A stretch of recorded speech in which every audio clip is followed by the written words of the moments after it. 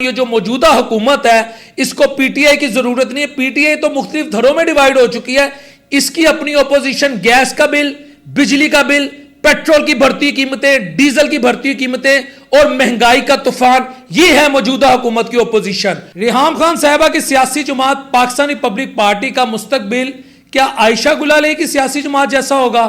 गुज़िश्ता 45 दिनों में डीजल की कीमतों में तकरीबन 38 से 40 रुपए फी लीटर इजाफा हुआ है। क्या इससे किसान जो है, जो हमारी ट्रांसपोर्टेशन है, जो ट्रांसपोर्टेशन का इस्तेमाल करते हैं, क्या उनका फायदा हुआ है या उनका भोगस निकाल दिया गया है? बिस्मिल्लाहिर्रहमानिर्रहीम, अस्सलाम वालेकुम viewers, Bilal Shafiq YouTube channel में आपको खुशामदीद कहता हूं। पाकिस्तान रिपब्लिक पार्टी जो बिज़ाहिर तो आपको नजर आ रही है कि रिहाम खान जो खान साहब की साबिका जोजा हैं, उन्होंने एक पार्टी को लॉन्च किया है, ये क्या कर सकती है? ये वो कुछ कर सकती है जो आपकी मेरी सोच में नहीं है। व्यूअर्स, अगर आप आज की पीटीआई को देखें ना, तो आज की पीटीआई जो है ये डिसइंटीग्रेटेड है। एक ग्रुप जो यूके में बैठा है, जिसको जुमाइमा खान साहिबा, इमरान खान के दोस्त साहबजादे, वो लीड कर रहे हैं। मुझे उनकी नीयत पे शक नहीं है, लेकिन उन्होंने कह दिया कि हमने तहरीक चलानी है जी अपने वालिद को बाहर लाने के लिए, हमने अपने वालिद से मिलना है। एक जो फोकस है ना उधर भी आ गया कि बाहर से भी डायरेक्शन आ रही है, यानी जुमाइमा खान ग्रुप। एक ग्रुप जो है अलीमा खान साहिबा लीड कर रही है। मुझे किसी बहन की अपने भाई से मोहब्बत में भी शक नहीं है, लेकिन हालात ऐसे हो गए हैं कि अलीमा खान भी अपना एक वर्जन रखती है, एक सोच रखती है, एक नजरिया रखती है। एक ग्रुप वो लीड कर रही है, फिर एक ग्रुप सलमान अकरम राजा, अली अमीन गंडापुर, ये जो एलीट हैं, ये जो इन्फ्लुएंशियल है पीटीआई में, ये ग्रुप को लीड कर रहे हैं। ये तीसरा ग्रुप हो गया, ठीक है। फिर एक ग्रुप आलिया हमजा जैसी खवातीन लीड कर रही हैं। फिर देखे सलमान अकरम राजा के रवैये पर जो बैरिस्टर अली जफर ने कहा, उन्होंने कहा कि जी सियासी जमात में कोई किसी का नौकर नहीं है, मातहत नहीं है, ठीक है। अगर आपको आलिया हमजा से कोई शिकवा है तो आप बजाय इसके पब्लिक फोरम इस्तेमाल करने के, आप प्राइवेटली उनसे बात करते, पार्टी का फोरम यूज करते। और आलिया हमजा जो है, उनका जो शिकवा है वो दुरुस्त है कि चीफ ऑर्गेनाइजर को एतमाद में लिए बगैर लाहौर में इतना बड़ा जम्मे गफीरिया जो इन्होंने इजलास कर लिया, वो जो है मिर्जा अफरीदी के घर इकट्ठ हो गया, प्रेस कॉन्फ्रेंस हो गई, मुझे बताया नहीं। तो ये मुख्तलिफ धरे हैं पीटीआई के, ठीक है जी। और अब रेहाम खान का धरा बीच में कूद पर है, यानी रेहाम खान भी कहीं ना कहीं खान से एसोसिएटेड, खान की साबिका जोजा, पार्टी के मामलात को समझती है, खान के साथ जिंदगी गुजार चुकी हैं। यानी ऐसा इस वक्त पीटीआई के अंदर माहौल है कि समझ ही नहीं आ रही कि हकीकी पीटीआई कौन सी है। और बुशरा बेगम भी एक ग्रुप है, इसमें कोई किसी को शक ही नहीं होना चाहिए।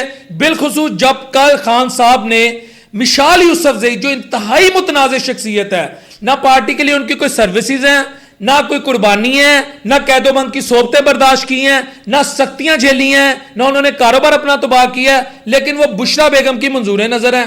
तो यानी पीटीआई इस वक्त चूचों का मुरब्बा बन गई है। और जब सियासी जमात चूचों का मुरब्बा बन जाए तो फिर उस सियासी जमात को किसी एक प्लेटफॉर्म पे इकट्ठा करना बहुत बड़ा एक चैलेंज होता है, जो मेरा ख्याल है पीटीआई के लिए सबसे बड़ा चैलेंज है।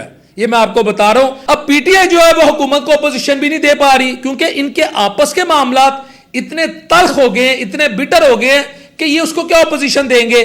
और यहां मैं आपको एक और बात बता दूं, अब ये पीटीआई को इस तरह डिसइंटीग्रेट करना, मुख्तलिफ धरे बना लेना, चाहे वो धरे डिक्लेयर्ड हैं या उनको अनडिक्लेयर कह दें, लेकिन मुख्तलिफ धरों में तो बढ़ चुकी है। ये इंडिकेट कर रहा है कि खान अभी बाहर नहीं आ रहा। मैं झूठ नहीं बोलूंगा आपसे, मैं आपको झूठी तसल्लियां नहीं दूंगा कि खान फलां तरीक को बाहर आ रहा है, खान फलां तरीक को बाहर आ रहा है, खान साहब अभी बाहर नहीं आ रहे। और जब पीटीआई मुख्तलिफ धरों में डिवाइड हो गई है, तो वो खान साहब की क्या खिदमत करे, खान को क्या बाहर लाए, या अवाम की क्या खिदमत करे, या हुकूमत को या नून लीग को या पीपल्स पार्टी को क्या टफ टाइम दे। बल्कि मैं आज ये कहूंगा कि मौजूदा हुकूमत जो पीएमएलएन जिसको लीड कर रही है, उसकी सबसे बड़ी जो अपोजिशन है वो पीटीआई नहीं है। उसकी सबसे बड़ी अपोजिशन जो है वो पेट्रोल है, वो बिजली के बिल हैं, वो डीजल की कीमतें हैं, वो गैस की कीमतें हैं। ये चार अपोजिशन के जो पिलर हैं, ये मैं हकीकत बता रहा हूं, ये सबसे टफ टाइम दे रहे हैं इस वक्त पीएमएलएन की हुकूमत को। अगर आपको याद हो, आसफ अली जरदारी साहब ने पार्लियामेंट में खड़े होकर एक बात कही थी कि इमरान खान को किसी ओपोजिशन की जरूरत नहीं है, वो अपनी ओपोजिशन खुद है, वो अपने वजन से खुद गिर जाएंगे।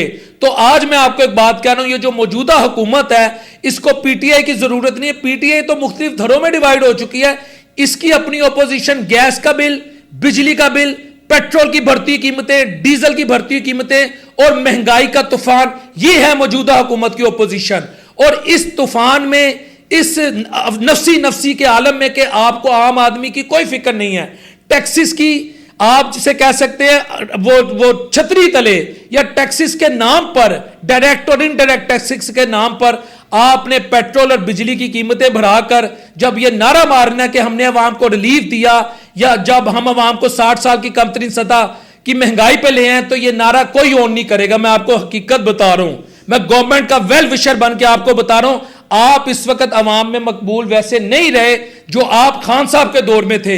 मरियम नवाज शरीफ साहिबा क्राउड पुलर थी, लोग नवाज शरीफ को याद किया करते थे, लेकिन आज सिर्फ लोग खान को याद करें। गो कि खान की पार्टी भी तितर बितर हो चुकी हुई है।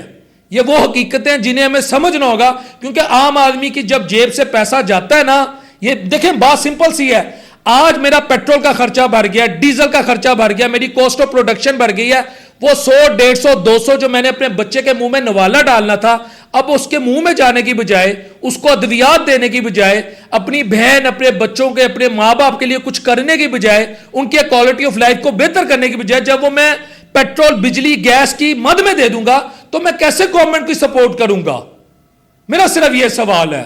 तो ये इस वक्त जो इशू है ना, वो बड़ा कॉम्प्लेक्स हो चुका हुआ है। वो एक शेर है, माजरत के साथ मुझे मुकम्मल तो नहीं आता, कुछ ऐसा ही है कि चांदी ते टैक्स, सोने ते टैक्स, हीरे ती कान ते टैक्स, बैठक ते टैक्स, ड्योरी ते टैक्स, दिलान ते टैक्स, चुबारे ते टैक्स, पलान ते टैक्स, अकलमंद ते टैक्स, नदान ते टैक्स, इसलिए मैं बोलता नहीं दामन, मता लग जाए ना मेरी जुबान ते टैक्स।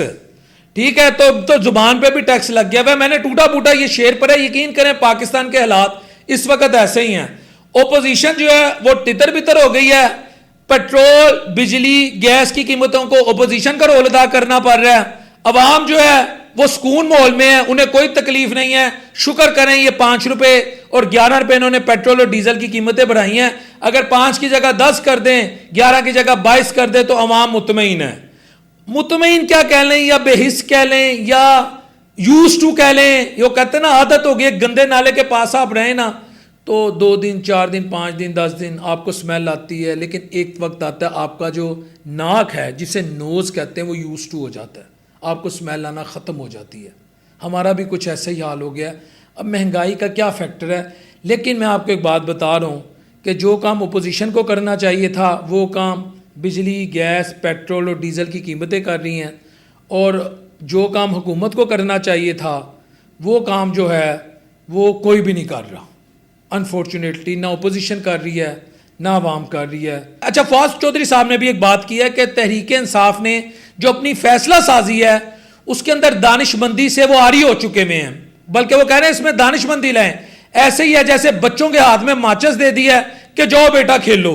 और मैं आपको एक बात बता दूं, पीटीआई जो इतने धड़ों में डिवाइड हुई है ना, जैसे बुशरा बेगम ग्रुप है, अलीमा खान साहिबा ग्रुप है, जुमाइमा ग्रुप है, उनके बेटे अब एक्टिव हो चुके हुए हैं, अली मीन गंडापुर ग्रुप है, सलमान अकरम राजा ग्रुप है, पंजाब का अपना ग्रुप है, आलिया हमजा ग्रुप है, ये जितने भी ग्रुप हैं, और अब रेहाम खान की जो एंट्रेंस हुई है, इसमें जो बेसिक पर्पस ये ग्रुप बंदी हुई है, या जो ये इसको डिवाइड किया गया है, हत्ता कि कई जो ग्रुप्स में या कई जो ऐसे ग्रुप्स हैं जो लीड करें, मुझे उनकी सिंसियरिटी पर शक नहीं है, लेकिन इसका पर्पस ही है इनको डिवाइड करने का कि खान को कहीं ना कहीं तारीख की किताबों में पढ़ाया जाए या खान की सियासत खत्म कर दी जाए। और ये जो ग्रोह बंदी है, जो ग्रुप बंदी है, इनके लड़ाई झगड़ों को ना पीटीआई बन के दिखा दिया जाए जी असल पीटीआई ये है। ये बेसिक पर्पस है, ये मैं आपको आज बता रहा हूं। अस्सलाम वालेकुम रहमतुल्लाहि व बरकातहू।